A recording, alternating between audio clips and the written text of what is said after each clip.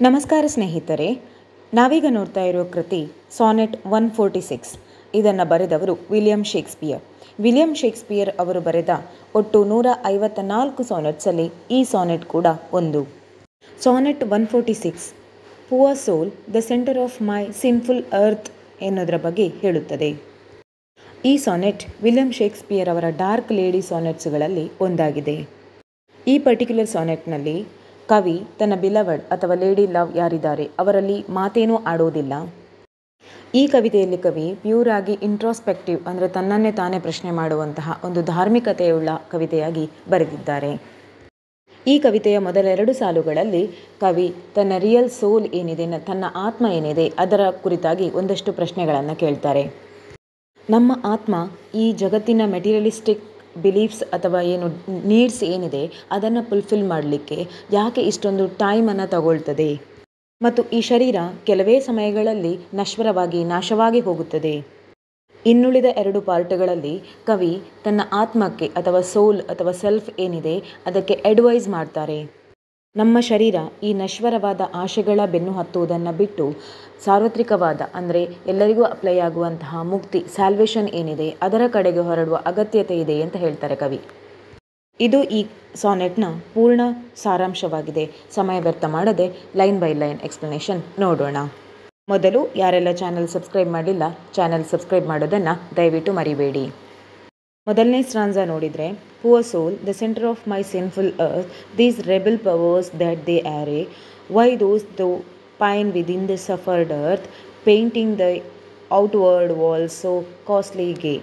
ಈ ಸಾಲುಗಳಲ್ಲಿ ಬರುವ ಪುವರ್ ಸೋಲ್ ಅಂದರೆ ಕವಿಯ ಆತ್ಮ ಅಥವಾ ಅವರ ಸೆಲ್ಫ್ ಆಗಿದೆ. ಇದು ಸ್ಪಿರಿಚುವಲ್ ಡಿಕೆ ಅಂದರೆ ಆಧ್ಯಾತ್ಮಿಕತೆಯಿಂದ ಕುಸಿತದಿಂದಾಗಿ ತುಂಬ ಯಾತನೆಯನ್ನು ಅನುಭವಿಸ್ತಾ ಇದೆ. ಮೈ ಸಿನ್ಫುಲ್ ಅರ್ತ್ ಎಂದರೆ ಕವಿಯ ನಶ್ವರವಾದ ಶರೀರ ಅಥವಾ ಅದು ಯಾತನೆಗಳನ್ನು ಅನುಭವಿಸುವ ಪಾಪಿಷ್ಟವಾದ ಶರೀರವನ್ನು ಒಂದು ಬಿಲ್ಡಿಂಗಿಗೆ ಕಂಪೇರ್ ಮಾಡಲಾಗಿದೆ.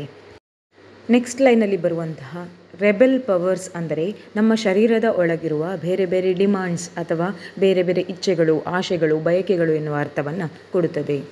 ನಾವು ಎಲ್ಲೆಲ್ಲ ಸುತ್ತಾಡಬೇಕು, ಬೇರೆ ಬೇರೆ ರೀತಿಯ ಬಟ್ಟೆ ಬರೆಗಳನ್ನು ಹಾಕ್ಕೊಳ್ಬೇಕು, ಉಡುಪು ತೊಡುಗೆಗಳನ್ನು ಹಾಕ್ಕೊಳ್ಬೇಕು ಅನ್ನೋ ಆಶೆಗಳೆಲ್ಲ ಇರುತ್ತವಲ್ಲ, ಅದನ್ನು ಇಲ್ಲಿ ಕವಿ ರೆಬಲ್ ಪವರ್ಸ್ ಅಂತ ಹೇಳಿದ್ದಾರೆ. ಮುಂದೆ ಬರುವ ತಿ ಅರೆ ಅಂದರೆ ಈ ಆಶೆಗಳು ಅಥವಾ ಡಿಸೈರ್ ನಮ್ಮ ಸೋಲನ್ನು ಒಂದು ಆರ್ಮಿಯಾಗಿ, ಒಂದು ಟ್ರೂಪ್ ಆಗಿ ಬಳಸಿಕೊಂಡು ಅದಕ್ಕೆ ಅಡ್ವೈಸ್ ಮಾಡ್ತಾ, ಗೈಡ್ ಮಾಡ್ತಾ ಇರ್ತದೆ. ವೈ ದೋಸ್ ದೋ ಪೈನ್ ಅಂದರೆ ನೀನು ಯಾಕೆ ಇದನ್ನೆಲ್ಲ ಆರಂಭಿಸ್ತಿ, ಮುಂದುವರಿಸ್ತಿ, ಮತ್ತು ಅದರಿಂದ ಯಾತನೆಯನ್ನು ಯಾಕೆ ಅನುಭವಿಸ್ತಿ, ಆಂತರಿಕವಾಗಿ ಇಷ್ಟೊಂದು ಕಷ್ಟಗಳನ್ನು, ನೋವು ಅಥವಾ ಯಾತನೆಗಳನ್ನು ಯಾಕೆ ಅನುಭವಿಸ್ತಿ. ಸಫರ್ಡ್ ಅರ್ತ್ ಅಂದರೆ ಕೊನೆಯದಾಗಿ ಅನುಭವಿಸುವ ನರಕ ಯಾತನೆ ಏನಿದೆ ಅದರ ಕುರಿತಾಗಿದೆ. ಪೇಂಟಿಂಗ್ ದೈ ಔಟ್ವರ್ಡ್ ವಾಲ್ ಸೋ ಕಾಸ್ಟ್ಲಿ ಗೇ ಅಂದರೆ ನಮ್ಮ ಈ ಶರೀರವನ್ನು ಒಂದು ಬಿಲ್ಡಿಂಗ್ಗೆ ಹೋಲಿಸಲಾಗಿದೆ ಮತ್ತು ಶಾರೀರಿಕವಾಗಿ ಅನುಭವಿಸುವ ನೋವುಗಳೆಲ್ಲ ಒಂದು ಕಟ್ಟಡದೊಳಗಿನ ಬೇರೆ ಬೇರೆ ಭಾಗಗಳಿಗೆ ಹೋಲಿಸಲಾಗಿದೆ. ಕ್ರೀಮ್, ಪೌಡರ್, ಈ ರೀತಿ ಬೇರೆ ಬೇರೆ ವಸ್ತುಗಳಿಗೆ ಹೋಲಿಸಲಾಗಿದೆ. ವಾಕ್ಯಗಳಲ್ಲಿ ಮುಖ್ಯವಾಗಿ ಕವಿ ಒಂದು ಪುವರ್ ಸೋಲ್ನ ಕುರಿತಾಗಿ ಹೇಳ್ತಾ ಇದ್ದಾರೆ. ಏನಂದರೆ, ಪುವರ್ ಸೋಲ್, ನೀನು ಜೀವದ ಅಥವಾ ದೇಹದ ಸೆಂಟರ್ ಆಫ್ ಪಾಯಿಂಟ್ ಆಗಿದ್ದಿ, ತುಂಬ ಮುಖ್ಯ ಪಾತ್ರವನ್ನು ವಹಿಸ್ತಿ. ಆದರೆ ನೀನು ಇದಕ್ಕೆ ಶರೀರಕ್ಕೆ ನೀನು ಗೈಡ್ ಮಾಡಿ ಶರೀರವನ್ನು ಒಳ್ಳೆಯ ಕಡೆ, ಸ್ಯಾಲ್ವೇಷನ್ ಕಡೆ ಕೊಂಡೋಗುವ ನೀನೇ ಶರೀರದ ಬೇರೆ ಬೇರೆ ಡಿಸೈರ್ಸ್ ಏನಿದೆ, ಅನ್ಲಿಮಿಟೆಡ್ ವಾಂಟ್ಸ್ ಏನಿದೆ, ಬೇಡಿಕೆಗಳೇನಿದೆ ಅದನ್ನು ಈಡೇರಿಸ್ತಾ ನಿನ್ನ ನಿಜವಾದ ಅರ್ಥವನ್ನು ಮರೆತಿದ್ದಿ ಅಂತ ಹೇಳ್ತಾರೆ. ಮೊದಲನೇದಾಗಿ ನೀನು ಈ ಶರೀರಕ್ಕೆ ಯಾಕೆ ಪರ್ಮಿಷನ್ ಕೊಟ್ಟಿದ್ದಿ, ಅದು ಬೇರೆ ಬೇರೆ ರೀತಿಯ ನೀಡ್ಸಲ್ಲಿ ಬ್ಯುಸಿಯಾಗಿ ಆನಂತರ ಅದರಿಂದ ನೋವು ಅಥವಾ ಯಾತನೆಯನ್ನು ಅನುಭವಿಸುವುದಕ್ಕೆ ಅವಕಾಶವನ್ನು ಯಾಕೆ ಕೊಡ್ತಿ. ಅಲ್ಲದೆ ನೀನು ಈ ಶರೀರಕ್ಕೆ ಯಾಕೆ ಅವಕಾಶವನ್ನು ಕೊಡ್ತಿ. ಯಾವ ಅವಕಾಶ ಅಂದರೆ ಬಾಹ್ಯವಾಗಿರುವಂಥ, ಹೊರಗಡೆ ಇರುವಂಥ ಮಟೀರಿಯಲಿಸ್ಟಿಕ್ ಥಿಂಗ್ಸ್ ಏನಿದೆ ಅಂದರೆ ವಸ್ತು ಸ್ಥಿತಿಯ ಥಿಂಗ್ಸ್, ಮಟೀರಿಯಲಿಸ್ಟಿಕ್ ಅಂದರೆ ಭೌತಿಕವಾದ ವಸ್ತುಗಳು ಯಾವುದೆಲ್ಲ ಇದೆ, ಮನುಷ್ಯ ಆಸೆ ಪಡುವಂಥದ್ದು, ಅದಕ್ಕೆ ಆಸೆ ಪಡಲಿಕ್ಕೆ ಯಾಕೆ ಮನಸ್ಸು ಮಾಡ್ತೀಯ, ಅವಕಾಶವನ್ನು ಯಾಕೆ ಕೊಡ್ತೀನಿ ನೀನು ದೇಹಕ್ಕೆ. ಇದರಿಂದ ನೀನೇ ಸ್ವತಃ ಮನುಷ್ಯನ ದೇಹದ ಒಳಗಿದ್ದುಕೊಂಡು ಯಾತನೆಯನ್ನು, ನೋವನ್ನು ಅನುಭವಿಸ್ತಿ ಮತ್ತು ನಿನ್ನ ಸ್ಪಿರಿಚುವಲ್ ಗ್ರೋತ್ ಏನಿದೆ, ಆಧ್ಯಾತ್ಮಿಕ ಬೆಳವಣಿಗೆ, ಅದು ದಿನ ದಿನ ಕುಸಿತಾ ಬರ್ತಾ ಇದೆ. ಅದರಲ್ಲಿ ಯಾವುದೇ ಪ್ರಗತಿಯನ್ನು ನೀನು ಕಾಣೋದಿಲ್ಲ. ಇಲ್ಲಿ ಕವಿ ತನ್ನ ಆತ್ಮಕ್ಕೆ ಪ್ರಶ್ನೆಯನ್ನು ಮಾಡ್ತಾ ಇದ್ದಾರೆ, ನೀನು ಶರೀರದಲ್ಲಿರುವಂತಹ ಡಿಸೈರ್ಸ್ಗೆ ಇಷ್ಟೊಂದು ಮುಂದುವರಿಲಿಕ್ಕೆ ಅವಕಾಶ ಯಾಕೆ ಕೊಡ್ತೀಯ ಅನ್ನೋದಾಗಿ.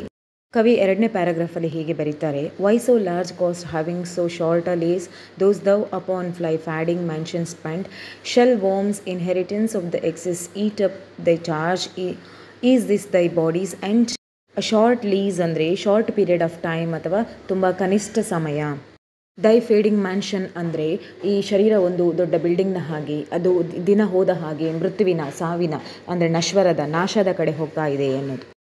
ಇನ್ಹೆರಿಟೆನ್ಸ್ ಆಫ್ ದಿಸ್ ಎಕ್ಸೆಸ್ ಅಂದರೆ ಮನುಷ್ಯ ಇಷ್ಟೆಲ್ಲ ಬಯಕೆಗಳನ್ನು ಹೊಂದಿ ಅದನ್ನೆಲ್ಲ ಈಡೇರಿಸಿ ಕೊನೆಗೊಂದು ದಿವಸ ಮೃತ್ಯು ಹೊಂದಿದಾಗ ಅವನ ದೇಹವನ್ನು ಸ್ಮಶಾನದಲ್ಲಿ ಮಣ್ಣು ಮಾಡಿದ ನಂತರ ಅಲ್ಲಿ ಇರುವಂತಹ ಯಾವುದೆಲ್ಲ ಕ್ರಿಮಿಕೀಟಗಳಿದೆ, ಇನ್ಸೆಕ್ಟ್ಸ್ ಏನಿದೆ ಅದೆಲ್ಲ ನಮ್ಮ ಬಾಡಿಯನ್ನು ತಿಂದಾಗ ಅದರಲ್ಲಿ ಅದಕ್ಕೋಸ್ಕರ ನಾವು ಬೇಯಿಸಿದಂಥ ಹಣ ಏನಿದೆ, ಕಾಸ್ಟ್ಲಿ ಡ್ರೆಸ್ ಹಾಕಿರ್ಬೋದು ಅಥವಾ ನಮ್ಮ ಎಲ್ಲ ಬ್ಯೂಟಿ ಐಟಮ್ಸಿಗೋಸ್ಕರ ಖರ್ಚು ಮಾಡಿದಂತಿರ್ಬೋದು, ಪ್ರತಿಯೊಂದನ್ನು ಕೂಡ ಆ ಕ್ರಿಮಿಕೀಟಗಳು ಸಪ್ರೇಟಾಗಿ ತೆಗೆದೇನೂ ಇಡುವುದಿಲ್ಲ. ಅವುಗಳು ಎಲ್ಲವನ್ನು ತಿಂದು ಹಾಕಿ ತನ್ನ ಹೊಟ್ಟೆ ತುಂಬಿಸಿಕೊಂಡು ಆರಾಮವಾಗಿ ಮಲಗಿಬಿಡ್ತದೆ. 2ನೇ ಪ್ಯಾರಾಗ್ರಾಫಲ್ಲಿ ಕವಿ ಮುಖ್ಯವಾಗಿ ತನ್ನ ಆತ್ಮಕ್ಕೆ ಸವಾಲು ಹಾಕ್ತಾ ಇದ್ದಾರೆ. ಯಾಕೆ ಅಂದರೆ ನಾವು ನಶ್ವರವಾದ ಈ ಶರೀರದ ಮೇಲೆ ಇಷ್ಟೊಂದು ಸಮಯವನ್ನು, ಇಷ್ಟೊಂದು ಹಣವನ್ನು, ಇಷ್ಟೊಂದು ಎನರ್ಜಿಯನ್ನು ಯಾಕೆ ವೇಸ್ಟ್ ಮಾಡ್ತೇವೆ? ಅದರಿಂದ ಏನು ಪ್ರಯೋಜನವಿದೆ? ಶರೀರ ಅನ್ನೋದು ಕೆಲವೇ ದಿನಗಳ ನಮ್ಮ ಸಾರಥಿಯಾಗಿದೆ ಮತ್ತು ಇನ್ನು ಕೆಲವೇ ದಿನಗಳಲ್ಲಿ ನಶ್ವರ ಹೊಂದುತ್ತದೆ. ಇಂತಹ ಶರೀರದಲ್ಲಿ ಇಷ್ಟೊಂದು ಸಂಪನ್ಮೂಲಗಳನ್ನು ಅಥವಾ ಇಷ್ಟೊಂದು ಹಣವನ್ನು, ಇಷ್ಟೊಂದು ಸಮಯವನ್ನು, ಎನರ್ಜಿಯನ್ನು ವ್ಯರ್ಥ ಮಾಡುವ ಅಗತ್ಯತೆ ಇದೆಯೇ? ಕೊನೆಯದಾಗಿ ನಶ್ವರ ಹೊಂದಿದ ದೇಹವನ್ನು ದಫನ ಮಾಡಿದ ನಂತರವೂ ಅಲ್ಲಿರುವ ಕ್ರಿಮಿಕೀಟಗಳು ನಮ್ಮ ದೇಹದಲ್ಲಿರುವ ತುಂಬ ಆಧುನಿಕವಾದ ಅಥವಾ ತುಂಬ ಕಾಸ್ಟ್ಲಿಯಾದ, ತುಂಬ ಎಕ್ಸ್ಪೆನ್ಸಿವ್ ಆದಂತಹ ಐಟಮ್ಸ್ ಏನಿದೆ ಅಥವಾ ಅದ್ಯಾವುದನ್ನು ಉಳಿಸುವುದಿಲ್ಲ, ಎಲ್ಲವನ್ನ ಮಣ್ಣು ಮಾಡಿಬಿಡುತ್ತದೆ. ಈ ರೀತಿಯಾಗಿ ಒಂದು ಶರೀರದ ಅಂತ್ಯವಾಗುವ ಅವಶ್ಯಕತೆ ಇದೆಯೇ ಎಂಬ ಸವಾಲಿನೊಂದಿಗೆ 2ನೇ ಪ್ಯಾರಾಗ್ರಾಫನ್ನು ಕವಿ ಮುಗಿಸ್ತಾರೆ. ಕೊನೆಯ ಅಥವಾ 3rd ಸ್ಟ್ರಾನ್ಸಾದಲ್ಲಿ ಕವಿ ಹೇಳ್ತಾ ಇದ್ದಾರೆ, then so live though upon thy servants loss and let that pine to aggregate thy store by terms divine in selling hours of doors within be fed without be rich no more. So shall thy feed on death that feeds on men, and death once dead there is no dying then. ಸಾಲಲ್ಲಿ ಬರುವ ದೈ ಸರೆಂಟ್ಸ್ loss ಅಂದರೆ ನಮ್ಮ body ಕೂಡ loss ಆಗುತ್ತದೆ. ಕವಿ ತನ್ನ ಆತ್ಮಕ್ಕೆ ಹೇಳ್ತಾ ಇದ್ದಾರೆ, ನೀನು ದೇಹ ಹೇಳುವಂತಹ ಅನ್ವಾಂಟೆಡ್ ಡೀಡ್ಸ್ ಏನಿದೆ, ಅವರ ಬೇಡಿಕೆಗಳೇನಿದೆ, ಅದನ್ನೆಲ್ಲ ಯಾವುದನ್ನು ಕೇಳಲಿಕ್ಕೆ ಹೋಗಬೇಡ. ಅವರ ಇಚ್ಛೆಗಳು, ಬೇಡಿಕೆಗಳೇನಿದೆ ಅದನ್ಯಾವುದನ್ನು ನೀನು ಕೇಳಲಿಕ್ಕೆ ಹೋಗಬೇಡ. ಅದರಿಂದ ನೀನೇ ಸಫರ್ ಆಗುವಂತ ಆಗುತ್ತದೆ. ಪೈನ್ ಟು ಅಂದರೆ ಸಫರ್ ಆಗೋದು, ಯಾತನೆಯನ್ನು ಅನುಭವಿಸೋದು. ಅಗ್ರಿಗೇಟ್ ದೈ ಸ್ಟೋರ್ ಅಂದರೆ ಅಕ್ಯುಮುಲೇಟ್ ಸ್ಪಿರಿಚುವಲ್ ವೆಲ್ತ್ ಅಂದರೆ ಆಧ್ಯಾತ್ಮಿಕವಾದ ಸಂಪತ್ತನ್ನು ಏನಿದೆ ಅದನ್ನು ಒಟ್ಟು ಸೇರಿಸುವುದು, ತನ್ನ ಆಧ್ಯಾತ್ಮಿಕ ಬೆಳವಣಿಗೆ ಸಹಕಾರಿ ಆಗುವಂಥ ಚಿಂತನೆಗಳನ್ನು ಮಾಡುವಂತಹದ್ದು. ಬೈ ಟರ್ಮ್ಸ್ ಡಿವೈನ್ ಅಂದರೆ ನಮ್ಮ ಆತ್ಮವನ್ನು, ನಮ್ಮ ದೇಹವನ್ನು ಮುಕ್ತಿಯ ಕಡೆಗೆ, ಸ್ಯಾಲ್ವೇಷನ್ ಕಡೆಗೆ ಕೊಂಡೊಯ್ಯುವುದು, ಮೋಕ್ಷ ಅಥವಾ ಮುಕ್ತಿಯ ಕಡೆಗೆ ಸಾಗುವಂತಹದ್ದು. ಸೇಲಿಂಗ್ ಅವರ್ಸ್ ಆಫ್ ಡ್ರೋಸ್ ಅಂದರೆ ಅನಗತ್ಯ ಸಮಯದಲ್ಲಿ ತನ್ನ ದೇಹವನ್ನು ಬಿಟ್ಟು ಮುಕ್ತಿಯ ಕಡೆಗೆ ಸಾಗುವಂತಹದ್ದು. ಕೊನೆಯದಾಗಿ ಡೆತ್ ಒನ್ಸ್ ಡೆಡ್ ಅಂದರೆ ಒಂದು ಸಲ ನೀನು ಈ ಮೃತ್ಯುವನ್ನಪ್ಪಿ ನಿನ್ನ ದೇಹದಿಂದ ಹೊರ ಬಂದ ಮೇಲೆ ನಿನ್ನ ಆತ್ಮಕ್ಕೆ ಇನ್ನೊಂದು ಮೃತ್ಯು ಅಥವಾ ಮೃತ್ಯು ಅನ್ನೋದು ಇರುವುದೇ ಇಲ್ಲ. ನಮ್ಮ ಶರೀರಕ್ಕೆ ಎಲ್ಲವೂ ಇರುತ್ತದೆ, ಮೃತ್ಯು ಇರ್ತದೆ, ಹುಟ್ಟು ಇರ್ತದೆ, ಈ ನೋವು ಯಾತನೆಗಳನ್ನು ಅನುಭವಿಸುವಂಥದ್ದು ಎಲ್ಲವೂ ಇರುತ್ತದೆ. ಆದರೆ ಆತ್ಮಕ್ಕೆ ಅದು ಯಾವುದೇ ಬಂಧಗಳು ಇರುವುದಿಲ್ಲ. ನಷ್ಟ ಹೊಂದದೆ ಅಮರತ್ವವನ್ನು ಹೊಂದಿದೆ. ಕವಿ ತನ್ನ ಕೊನೆಯ 6 ಗೆರೆಗಳಲ್ಲಿ ತನ್ನ ಆತ್ಮಕ್ಕೆ ಅಡ್ವೈಸನ್ನು ಮಾಡ್ತಾ ಇದ್ದಾರೆ. ಆತ್ಮವೇ, ನೀನು ಈ ಶರೀರದ ಅನ್ವಾಂಟೆಡ್ ಡಿಸೈರ್ಗಳನ್ನು, ಬೇಡದ ಆಲೋಚನೆಗಳಿಗೆ ಅಥವಾ ಬೇಡಿಕೆಗಳಿಗೆ ಯಾವುದೇ ಮಾನ್ಯತೆಯನ್ನು ಕೊಡಬೇಡ.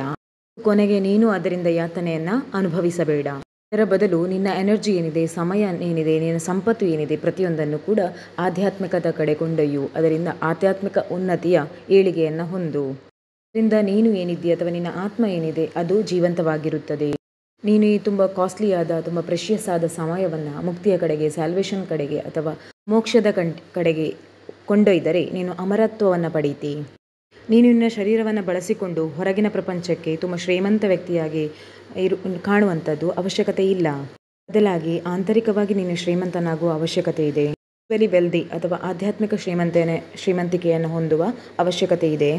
ಇದರಿಂದ ನೀನು ಮೃತ್ಯುವಿನ ವಿರುದ್ಧ ವಿಜಯ ಹೊಂದುತ್ತಿ, ಜಯಗಳಿಸುತ್ತಿ. ನಿನ್ನ ಆತ್ಮ ಈ ಶರೀರದ ಹೊರಗೆ ಹೋದರೆ, ಅದರಿಂದ ಶರೀರದ ನಾಶ ಹೊಂದಿ ಅದರಿಂದ ಹೊರಗೆ ಹೋದರೆ ಮತ್ತು ಯಾವುದೇ ನಾಶ ನಿಂಗಿರುವುದಿಲ್ಲ. ನೀನು ಅಮರತ್ವವನ್ನು ಪಡೀತಿ ಮತ್ತು ಅಮರವಾಗಿದೆ. ಇದರೊಂದಿಗೆ ಈ ಸಾನೆಟ್ನ ಕನ್ನಡ ಸಾರಾಂಶ ಮುಗಿತದೆ. ಇದು ನನ್ನ ಶ್ರಮ ನಿಮಗೆ ಇಷ್ಟ ಆಗಿದೆ ಅಂದ್ಕೊಳ್ತೇನೆ. ಈ ವಿವರಣೆಯನ್ನು, ಈ ವಿಡಿಯೋವನ್ನು ಲೈಕ್ ಮಾಡೋದನ್ನು, ಕಮೆಂಟ್ ಬಾಕ್ಸಲ್ಲಿ ಕಮೆಂಟ್ ಮಾಡಿ ತಿಳಿಸೋದನ್ನು, ಹಾಗೆ ಚಾನಲ್ ಸಬ್ಸ್ಕ್ರೈಬ್ ಮಾಡೋದನ್ನು ದಯವಿಟ್ಟು ಮರಿಬೇಡಿ. ವಂದನೆಗಳು.